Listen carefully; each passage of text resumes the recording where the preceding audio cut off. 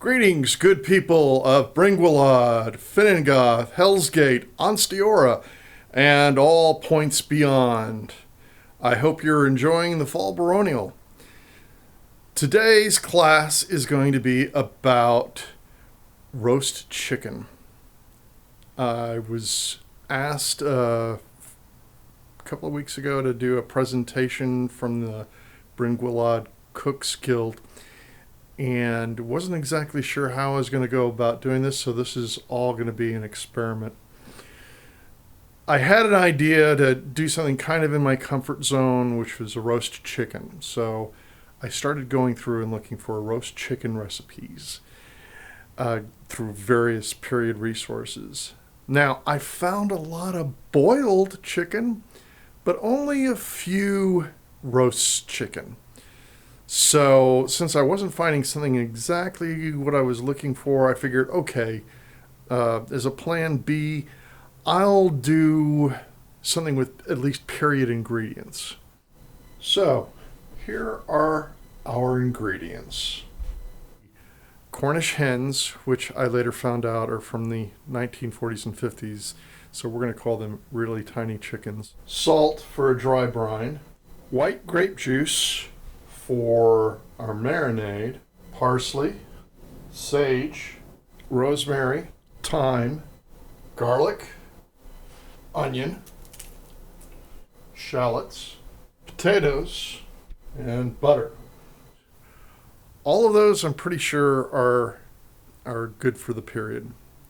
So the game plan is, the first thing I'll do is marinate the chicken overnight in the white grape juice. Then, once I pulled it out, I will do what's called a dry brine. To do this, I'm going to cover the little tiny chickens in salt, sea salt, heavily, and then put that back in the refrigerator overnight again. Now, I'm not going to cover that. I'm just going to leave it open. And the reason I'm doing this is because when I cook this, I want to get a good crispy skin. And to do that, you need to have a good dry bird. Then for the potatoes, which potatoes hit England around 1588, and they really start being people food, later on, a few decades later. And since I was wanting something that was pre-1650, that was pretty close. So for the potatoes, I cut them up, as well as the shallots and the onions, and then melted some butter. Put that in a plastic bag, shook it up so the herbs would adhere to it, or at least stick on long enough to cook. And then I made a rub with the parsley, sage, rosemary, and thyme, and put that in the bag, shook that up so I got everything well coated. And then we're going to put that down on the bottom of our pan, and we're going to cook the chicken on top of that. And the reason to cook the chicken on top of that is because of the high temperature, we might get a lot of smoke. So having the potatoes to absorb the drippings will help cut down on excess smoke, and we won't have fire alarms or smoke alarms going off. Then what I did, or what I'll be doing, is taking some more rub and mixing that with some softened butter. Now, after I pull the chickens out, I rinse the salt off and then dry it with paper towels. And then I'm going to take that softened butter and put it under the skin, not on top of, but under. And then with the remaining rub, I'm just covering the top of the outside of the chickens, and then cooking that in an oven for about an hour at 425 degrees. Now, one of the things I'm probably going to be doing is cooking the potatoes a little beforehand, because potatoes tend to take longer.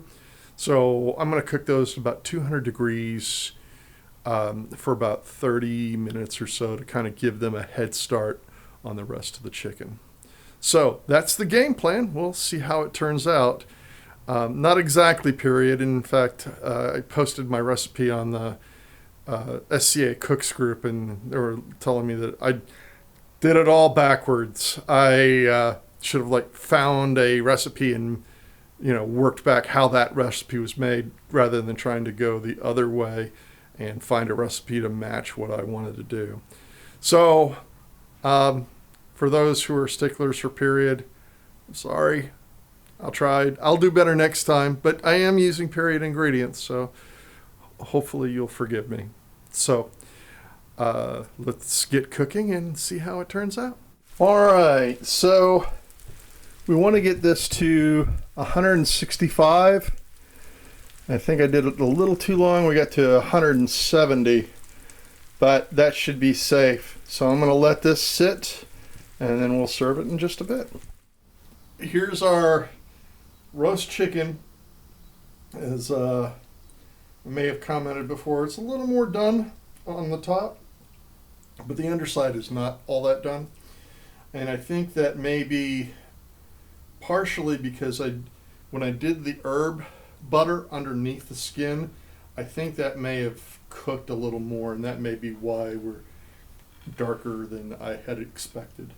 But the potatoes and everything look good. And so Rebecca is going to help me taste test our Cornish hens. So let's see how this came out. So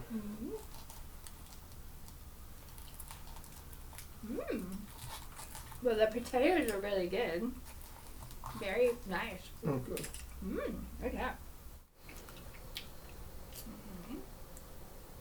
So I like the flavor. The skin is good and crispy.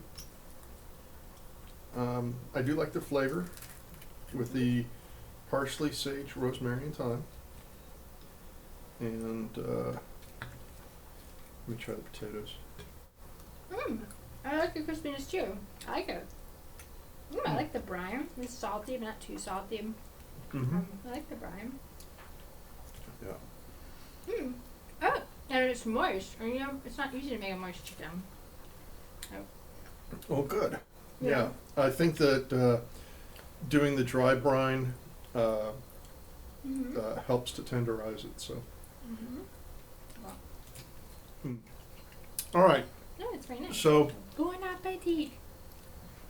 Okay, people of Bryn Gwlad and Hell's Gate, Finnegath, Anstiara, and everybody else, thanks for joining us. We had fun. I had fun making this. And it's not exactly completely period, but it's mostly period ingredients. Next time I'll do something more period. But thanks for joining us. Have a wonderful fall Baronial. Take care. Goodbye.